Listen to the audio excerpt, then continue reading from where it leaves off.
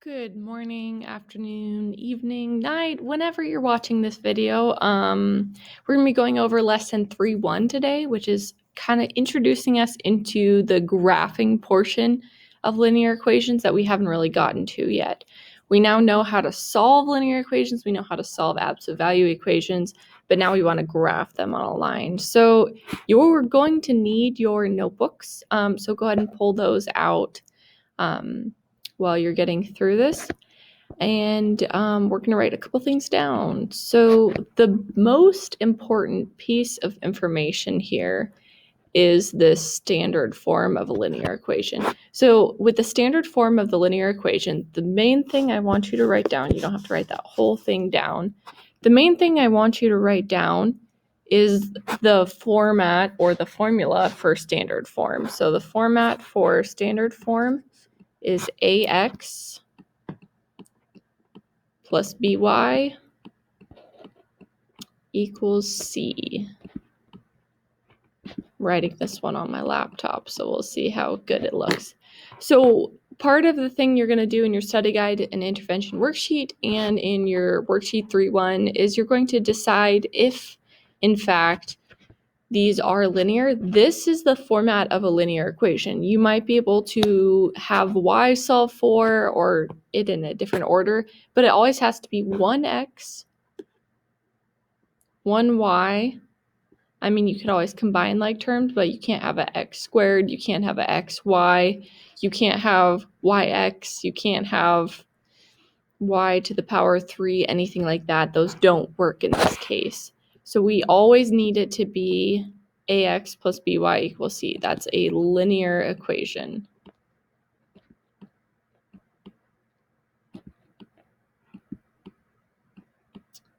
EQN always stands for equation. So that's the linear equation.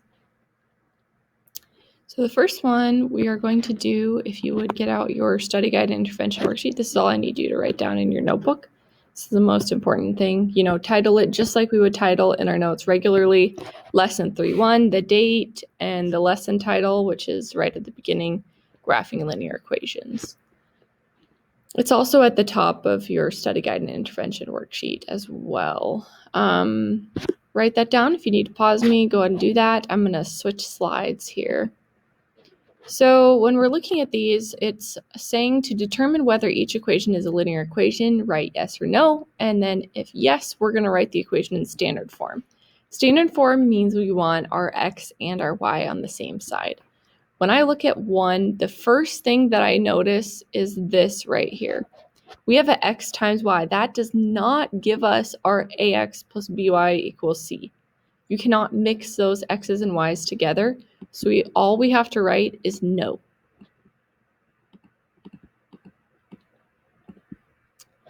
When we look at this one, we have a 3x minus 4 equals 12.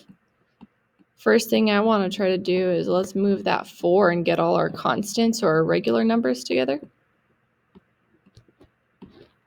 So then we have 3x equals 16. And so this one, a lot of people would be tempted to say, no, this is not linear. But this is also the same thing as 3x, ax plus by equals c. If there's nothing there, it could be a 0. That's totally an acceptable format. So we would say yes. Woohoo! Celebrate.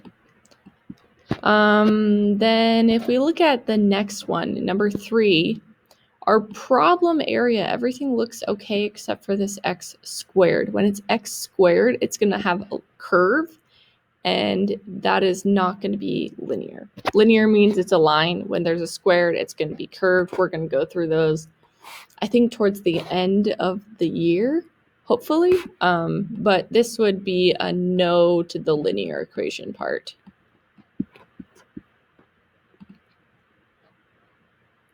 We are going to do some later ones, so I want you to try the next few and check to see if they are linear or not. Again, if you have just a weird number in front of x or y, that's okay.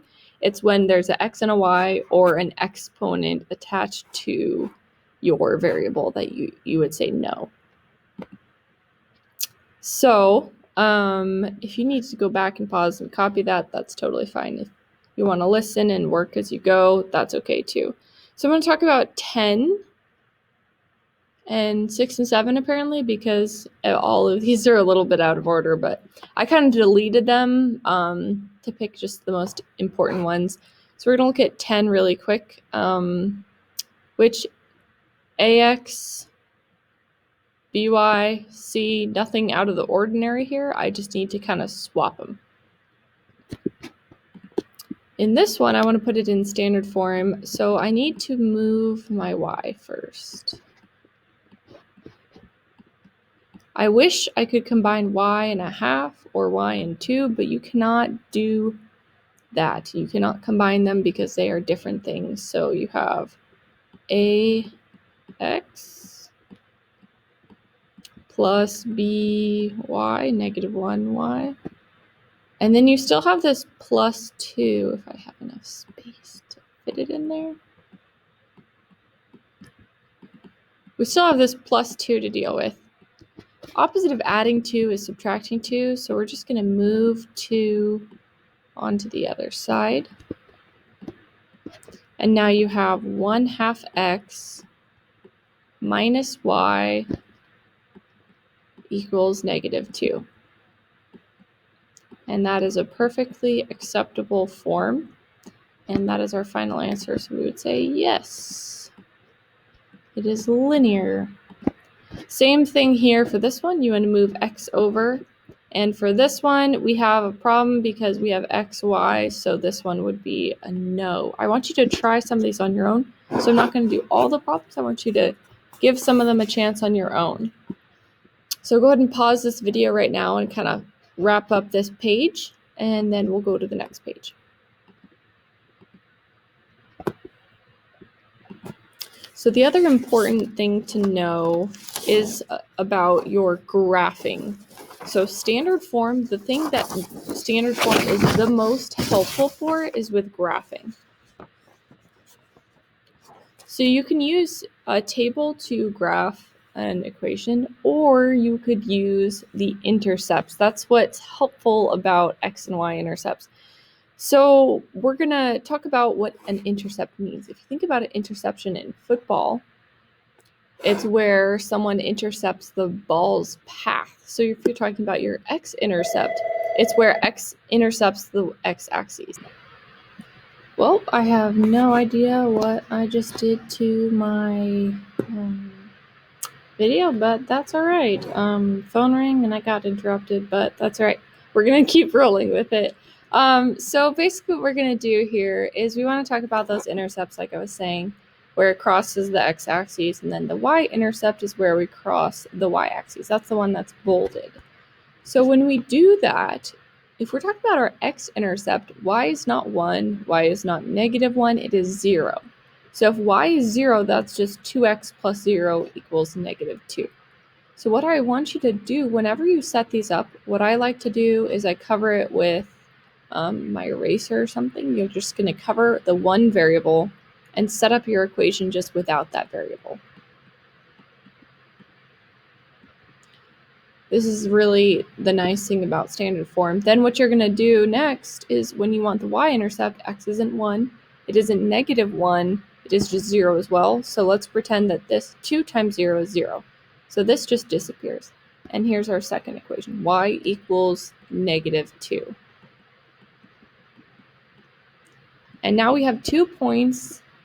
Well, we have 1.5. We need to do a little bit to this, but we have 2 different spots we can graph.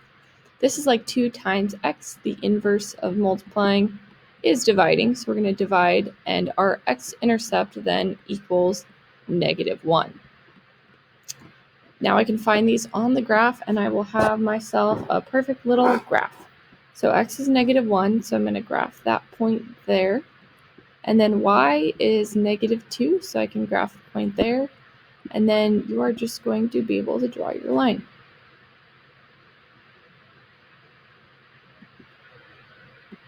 And that is it. That's all you have to do for that problem. I'm going to show you one more example, and then you guys can kind of take it away and try it on your own. Let's see here. Swap to that. And then let's try one more. So this one, again, we're going to cover up our y to get our x-intercept. So we have 3x equals -3. We're just going to ignore our y for that first part. Then if we ignore our x, it becomes -6y equals -3.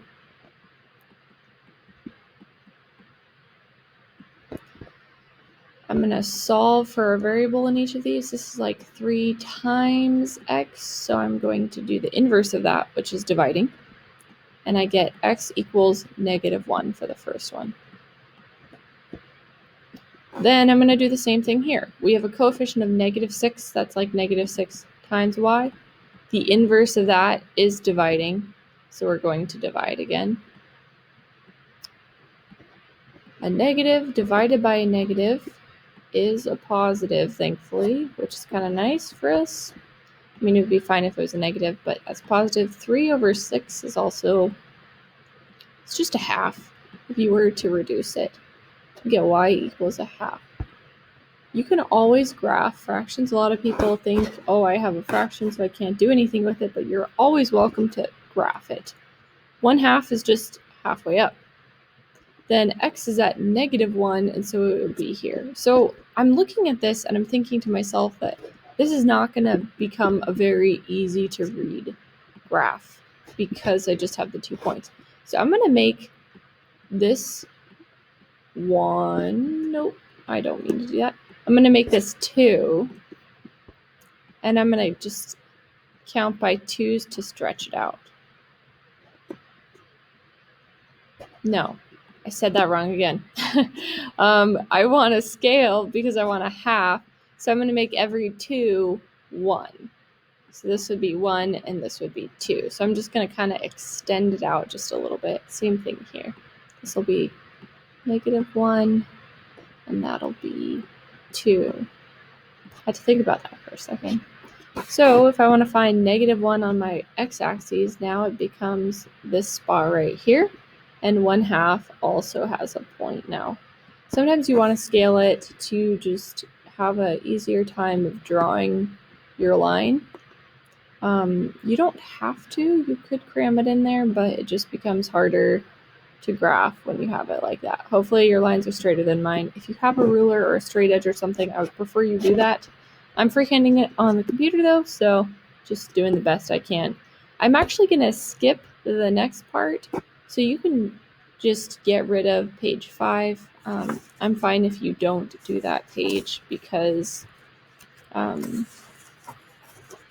for sake of time, we won't bother with making a table because we're going to learn a better method soon. So you can always, find the intercepts again as well, put it in standard form if you want, but I want you to at least try 1, 2, 3 on the second page and finish the first page. You're welcome to turn this in through Google Classroom, Remind, email it to me, or just turn it in with your packet when you're done with it. I will be posting some more resources in Google Classroom videos later on if you need more help. If you have any questions, email me, message me on Remind, call the school, let me know. Don't suffer in silence. Thank you guys so much for getting through this whole video. I know listening to your math teacher talk is not the most fun thing in the world, but I appreciate you taking the time to keep learning and doing this. All right, have a good day, guys.